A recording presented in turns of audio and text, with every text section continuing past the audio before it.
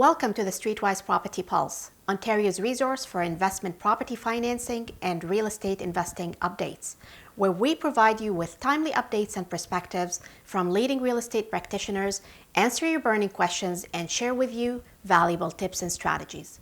This is Dalia Barsoum from Streetwise Mortgages. Today we're discussing property development, a strategy that many investors aspire to scale up to. It is my pleasure to have Nick Stillo on today's episode. Nick is an established real estate investor who started investing in real estate at a young age, primarily in single-family homes. He is now the CEO and principal of One Urban Developments.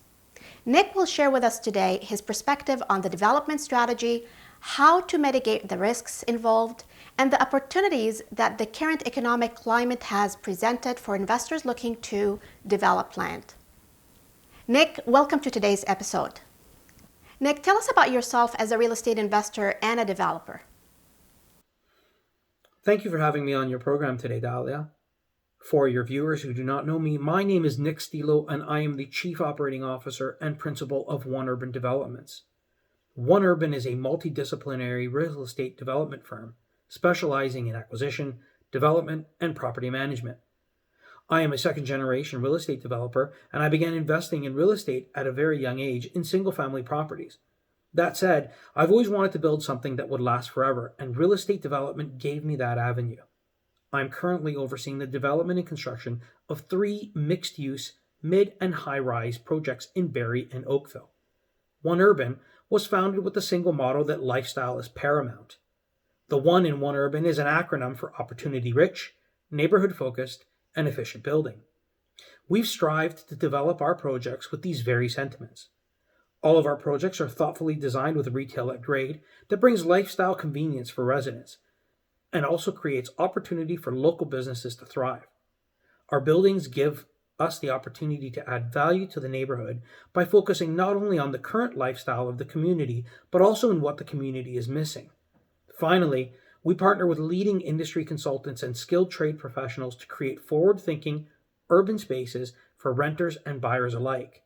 To ensure timeless value and long life convenience, we incorporate smart technology and accessible infrastructure into all of our developments. Congratulations on breaking ground for the 430 Essa condos development in Barrie.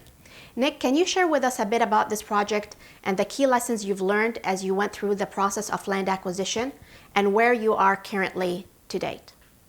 Thank you. It's been a long road getting here, but I'm happy to say that 430 Essa is well under construction and out of the ground. The project is a 4-story mixed-use mid-rise condo with 71 residential units and 8 retail units at grade. Some of the key lessons learned in my journey from acquisition to where I am today is that you are only as good as the team you surround yourself with. This is why we have partnered with the best consultants, starting from our planners, architects, engineers, and all the way through to our sales and leasing teams.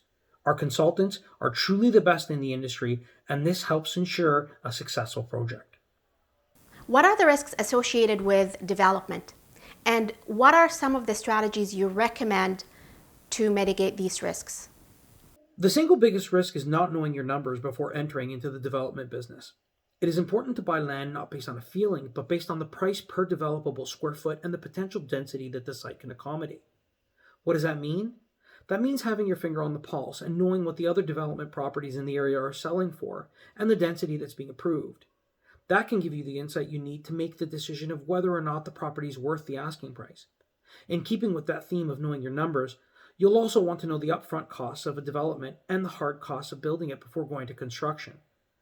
Keep in mind that you'll need to carry the development costs, i.e. planning costs, architectural costs, engineering costs, etc., until the time of sale and getting construction financing. At that point, you'll want to know the construction costs as well so that you can sell the units for the right price. Remember, you can't sell a townhouse and build the Taj Mahal. Your selling price must be relevant to what you are building.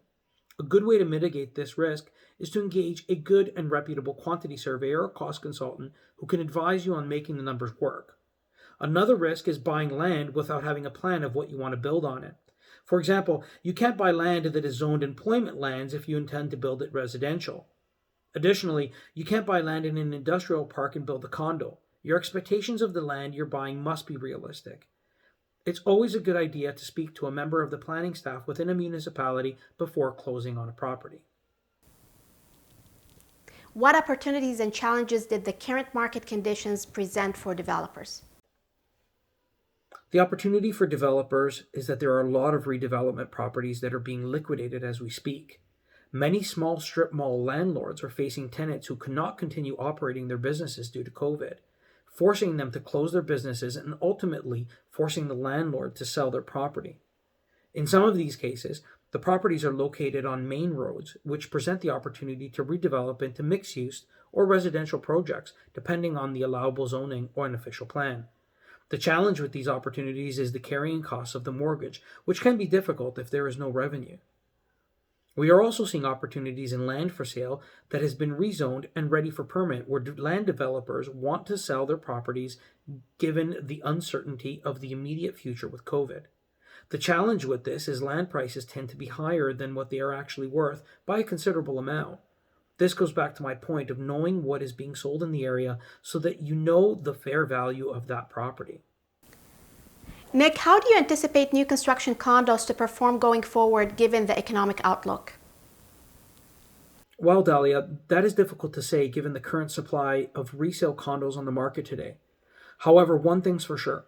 Once immigration is opened up once again, there will be an influx of new immigrants to the country, of which 90% are coming to the province of Ontario, all of whom need housing. Our Prime Minister has promised to open up our borders to 400,000 people annually for the next 4 years. This means we will need over 1.4 million new homes in the next 4 years alone. This on its own is very promising. Thank you very much for being with us today.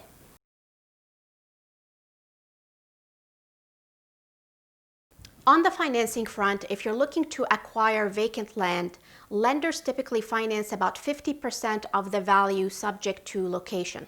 If you're looking to obtain a higher loan to value, then you need to have the drawings and the construction budget ready at the time of applying for financing.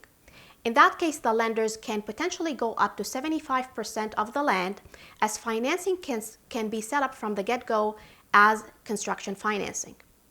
The terms and the rates of construction financing vary from project to project, depending on various things, such as location, pre-sales, your experience, your team's experience, exit strategy, and capital that's injected into the deal.